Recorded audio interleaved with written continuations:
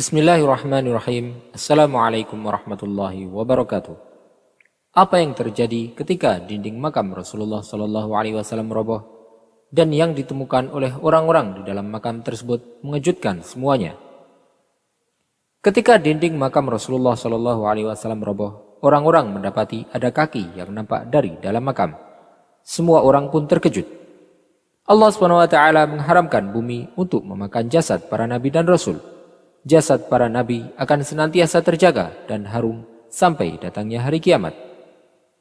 Peristiwa robohnya dinding makam tersebut terjadi pada masa kekhalifahan Walid bin Abdul Malik bin Marwan, dan ketika itu gubernur kota Madinah adalah Umar bin Abdul Aziz rahimahullah.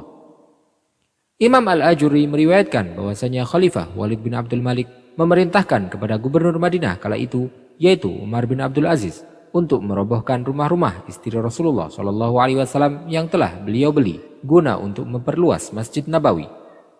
Umar bin Abdul Aziz pun kemudian memerintahkan untuk merobohkan dinding kamar-kamar tersebut. Beliau terduduk sambil menangis, yang tidak pernah beliau menangis seperti itu sebelumnya. Ketika beliau sudah akan mulai merobohkan rumah yang pertama, nampaklah ketiga kuburan yang berada di dalamnya. Saat itu pasir yang berada di atasnya telah runtuh. Umar bin Abdul Aziz pun kaget dengan hal tersebut. Beliau sendiri yang kemudian ingin untuk meratakan kembali tanah makam tersebut. Raja kemudian berkata kepadanya, "Semoga Allah menjagamu. Jika kau sendiri yang melakukan hal itu, orang-orang pasti akan mengikutimu melakukannya. Lebih baik kau perintahkan saja orang lain untuk memperbaikinya."